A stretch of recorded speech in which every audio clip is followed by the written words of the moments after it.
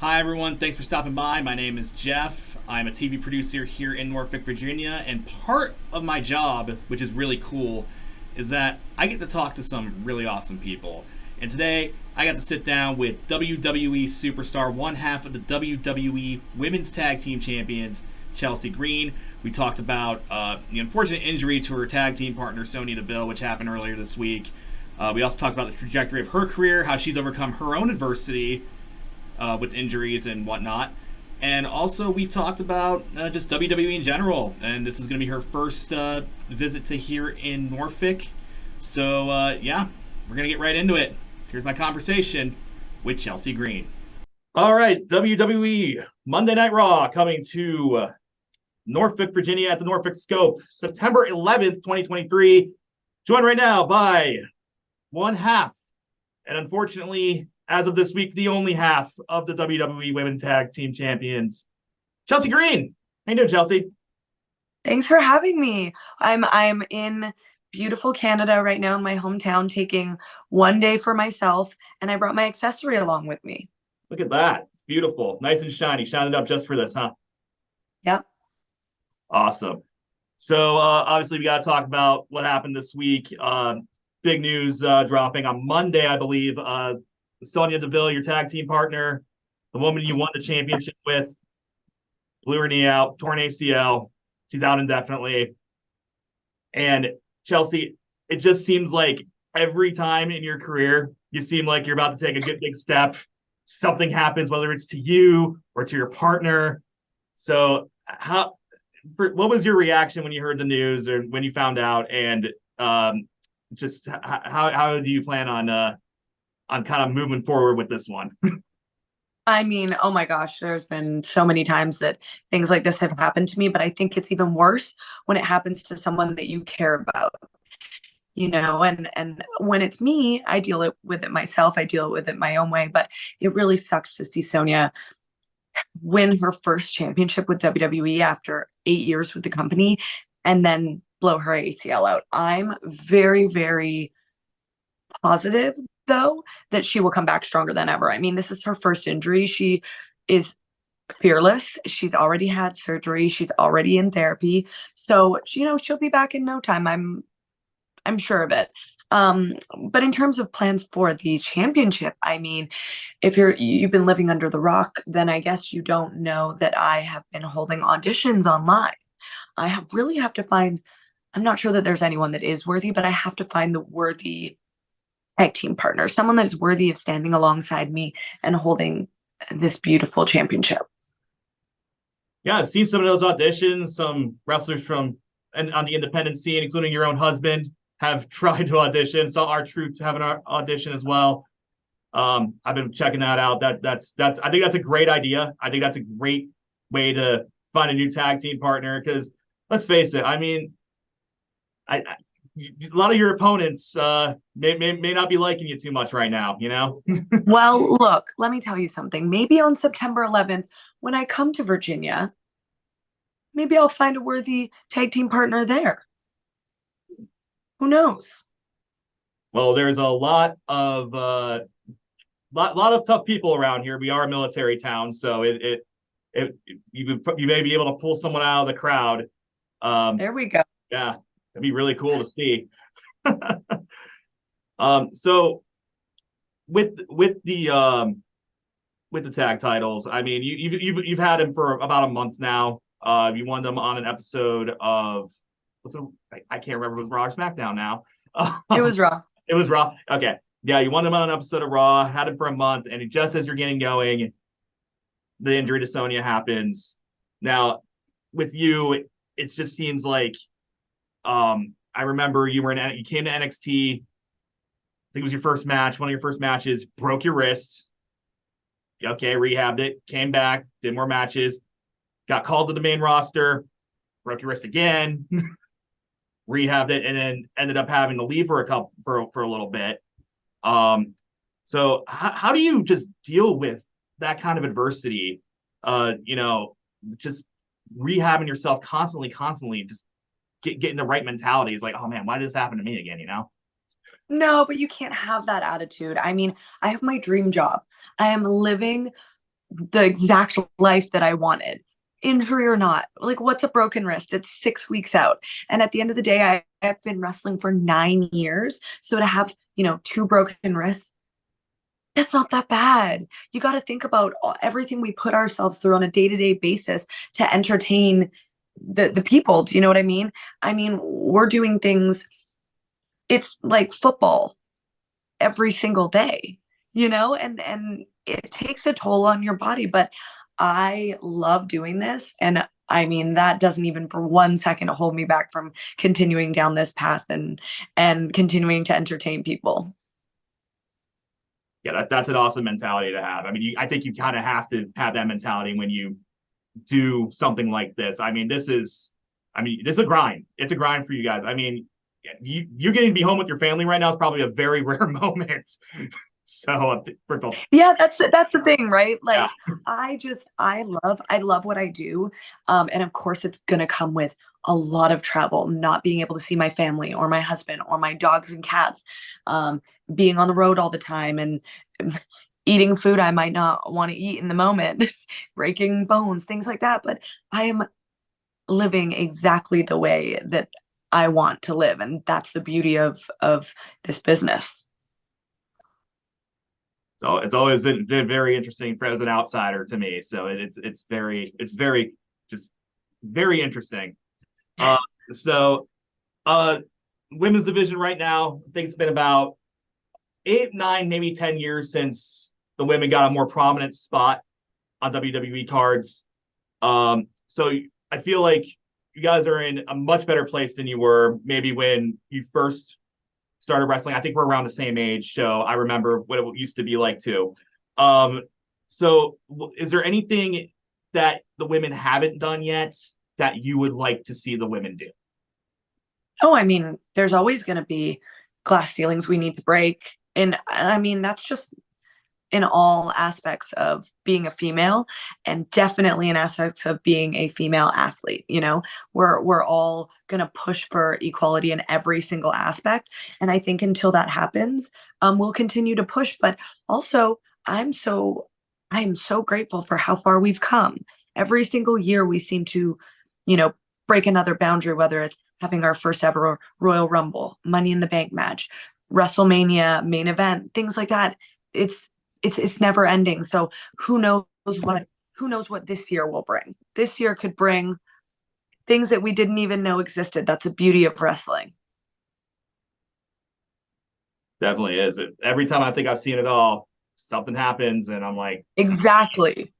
Which is why people should come to Raw on September 11th in Norfolk, Virginia.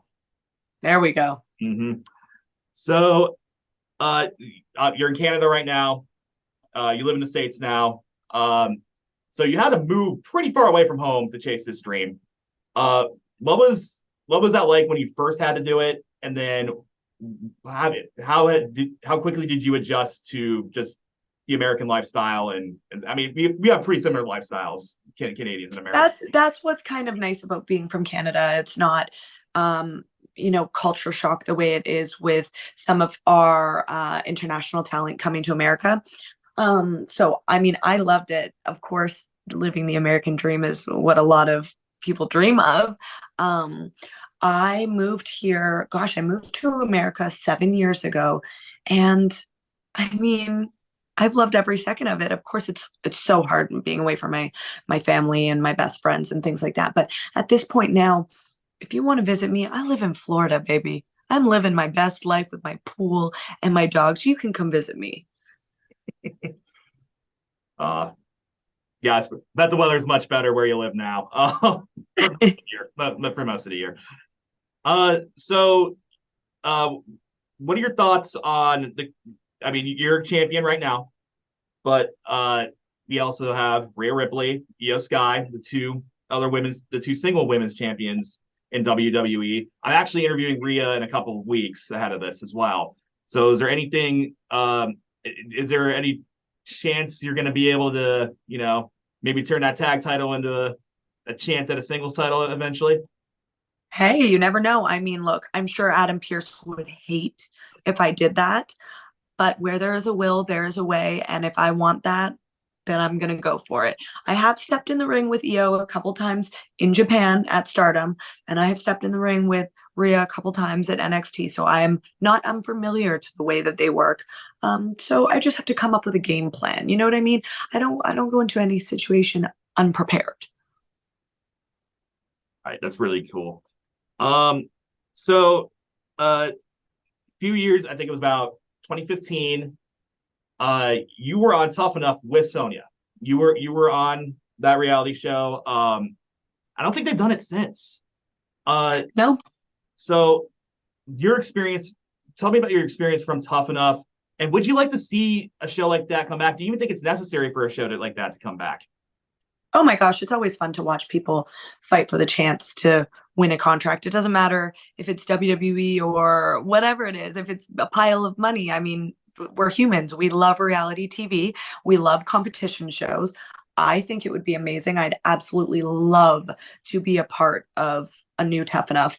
And gosh, at this point in time, there's just so much talent out there in the world. I mean, you see NXT and the Performance Center holding tryouts, and you see everyone from college athletes to TikTokers to professional dancers to whatever it is. There's so many different skill sets out there that we can explore. So I would love to see another Tough Enough. And I mean, look where it got me. At the end of the day, I might not have got a contract right out of Tough Enough in 2015, but I still kept in touch with the WWE for years and years, and now I am one half of your most illustrious women's tag team of all time.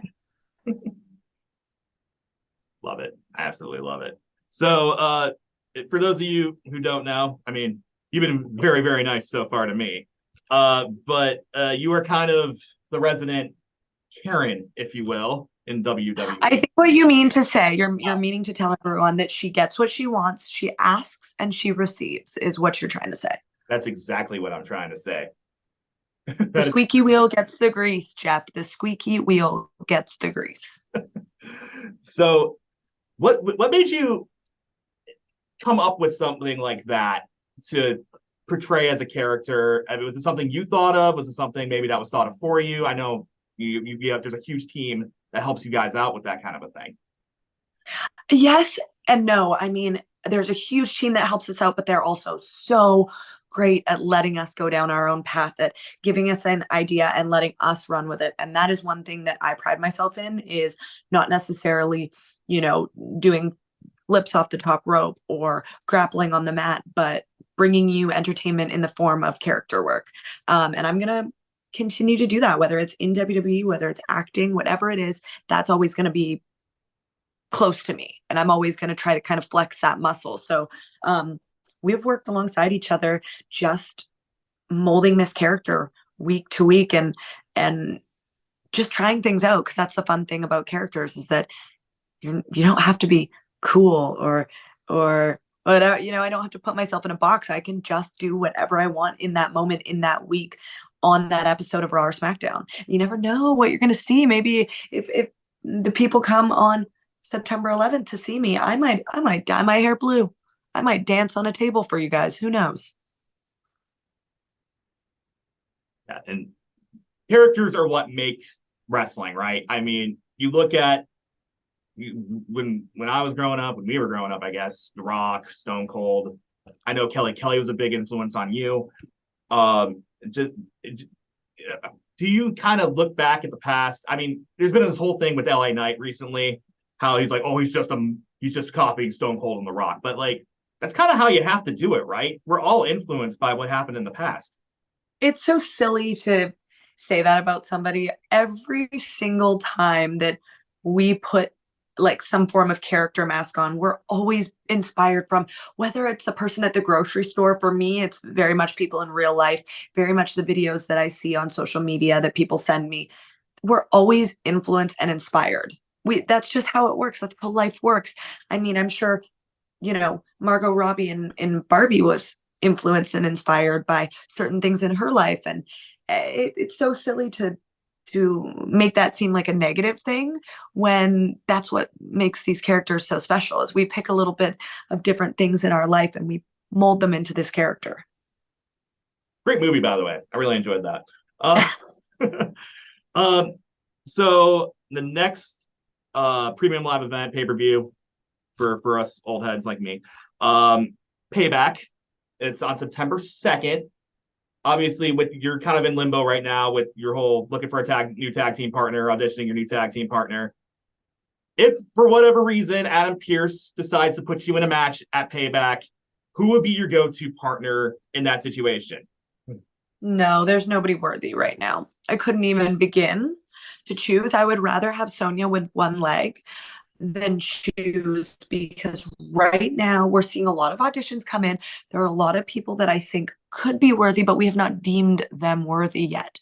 So, I mean, if anyone's listening and you think that maybe you can hold a candle to my girl, Sonya Deville, make sure you submit via Twitter hashtag Chelsea's Got Talent, and show me your special skills. You know what I mean? Because hey, by the time we get to Payback, who knows? Maybe I will have found the most perfect little gem of a human being to make my fellow tag team champion.